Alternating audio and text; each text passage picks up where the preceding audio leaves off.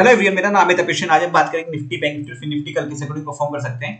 तो आज तो जैसे बैंक निफ्टी की एक्सपायरी थी, कल निफ्टी की एक्सपायरी है, तो इस हिसाब से देखेंगे यहाँ पे क्या रहा। आज देखो बहुत ज्यादा गैप डाउन हुआ था एक तो पहले तो यहाँ पे, उसके बाद भी फिर नेगेटिव बनता रहा मार्केट।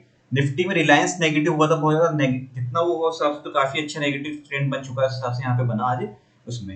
और साथ में एचडीएफसी बैंक था, तो बैंक निफ्टी के गिरने के रीजन साथ में एचडीएफसी बन गया, तो एचडीएफसी दोनों में है, मतलब निफ्टी का गिरने में तो दोनों के हाथ रहा है पूरी तरह से यहाँ पे। ऐसी कंडीशन में देखो पहले गैप डाउन हुआ, फिर थोड़ा सा यहाँ पे संभालने की कोशिश करी, लेकिन उसके बाद वापस नेगेटिव मूवमेंट बनता गया, क्योंकि दोनों में कोई बाउंस बैक नहीं हुआ, कहीं भी से रिलायंस हुआ एचडीएफसी, दोनों में रिवर्सल का मोमेंटम बना नहीं ऐसी कंडीशन में।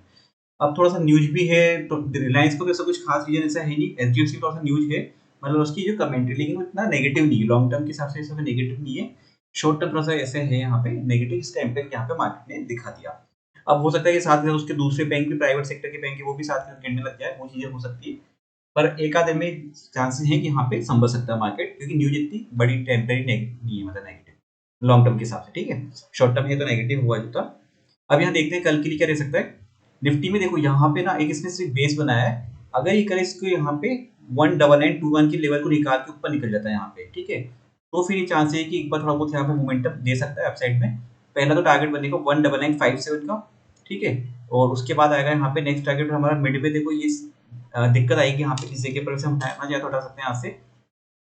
इसके बाद का टारगेट आएगा 20,054 के आसपास, 20,000 के आसपास का, ठीक है। तो यहाँ पे तो ये लेवल का थोड़ा ध्यान रखना, यहाँ पे जहाँ पे आज इसने निकलने की कोशिश की थी, रिजेक्शन मिला था इसको यहाँ पे, तो इसके बीच में फिर ये चांस है यहाँ से निकलने की कोशिश कर सकता है ये इसने बेस बनाया लास्ट में यहाँ पे, अगर इसके बाउंस करता है यहाँ से 19,921 से 20 से ऊपर से, तो चांसेस है यहाँ पे निकलने की। और अगर ये लेवल ब्रेक कर जाता है आजकल लो, तो फिर 19793 वगैरह ये फिर टारगेट यहाँ पे देखने को मिल सकते हैं, 19683 के आगे के टारगेट यहाँ पे जो कल देखने को मिल सकते हैं। अब रिलायंस में देखना वही सेलिंग प्रेशर वगैरह बनता है, आपस ऐसा कुछ नेगेटिविटी रहती है, तो फिर इम्पैक्ट इसमें यहाँ पे पड़ेगा उस कंडीशन के हिसाब से। अब हम देखते हैं ऊपर यहाँ पे टारगेट ये निकलता है, तो फिर है 20,109 20,132 तक के टारगेट, ये चांसेस है। बट एकदम से यहाँ पे इसके बाद थोड़ा सा दिक्कत आ सकती है, यहाँ पे आपस से सेलिंग प्रेशर आ सकता है इस जगह पर लेवल पे, तो उस जगह का ध्यान रखिएगा यहाँ पे ऐसे में। अब हम बात करते हैं बैंक निफ्टी के बारे में, तो बैंक निफ्टी में क्या, बैंक निफ्टी में वो एचडीएफसी का इशू चला आज, उसकी वजह से एकदम से इम्पैक्ट पड़ा, और देखो गिरना होता है तो मार्केट कहीं भी रीजन मिल जाता है। यहाँ पे जब था ये फ्राइडे को, यहाँ पे जब मंडे से पहले संडे को अपनी वीडियो बनाया था, तो उसमें डिस्कस भी करा था कि थोड़ा सा नेगेटिव पैटर्न बनना है यहाँ पे ऊपर टॉप में, यहाँ पे तो रिवर्ट अब आ सकता है। अब गिरना होगा, बढ़ना होगा ना, तो उसके लिए कोई ना कोई वजह मिल जाती है, और उसके साथ मोमेंटम बन जाता है। कई बार जब गैप अप होना होता है तो गैप अप मतलब ऐसे पॉजिटिव मोमेंटम होना होता है, तो गैप अप के साथ ही वो निकलता है वहाँ पे, और नेगेटिव होना होता है तो गैप डाउन के थ्रू उसको गिराने की कोशिश करते हैं मार्केट को, वो चीजें होती है ऐसे में। अब यहाँ पे देखो इसने भी एक बेस बनाया है, तो पहला अगर यहाँ पे रिवर्सल निकलना है इसमें, तो इस जगह को अगर ये निकालता है 45,462 के ऊपर अगर निकालता है, तो फिर चांस है कि 45,636 लेकर 45,000 ये वाला लेवल यहाँ पे 45,722 तक के लेवल ये वाले टच कर सकता है।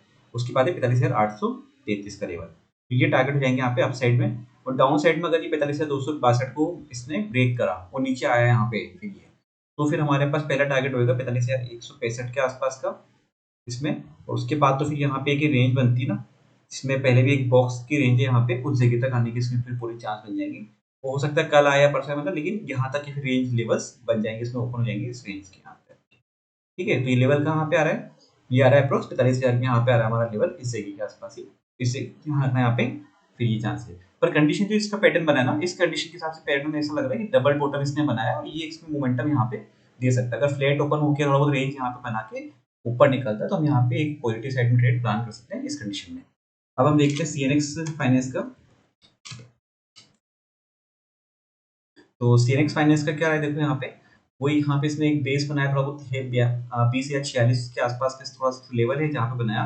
बाकी देखो जितना भी अभी ऊपर जाने की सब कोशिश कर रहा था बार बार, जब भी मार्केट तीनों इंडेक्स में बार बार सेलिंग प्रेशर आता है, बार बार थोड़ा सा गिरावट आ रही थी इसी कंडीशन में। तो जब भी ये थोड़ा बहुत ऊपर जाने की कोशिश करेगा मार्केट, बार बार दिक्कत आएगी, या तो एक बेस बनाए यहाँ पे और बेस बना के ऊपर निकलेगा तब मोमेंटम मिल सकता है।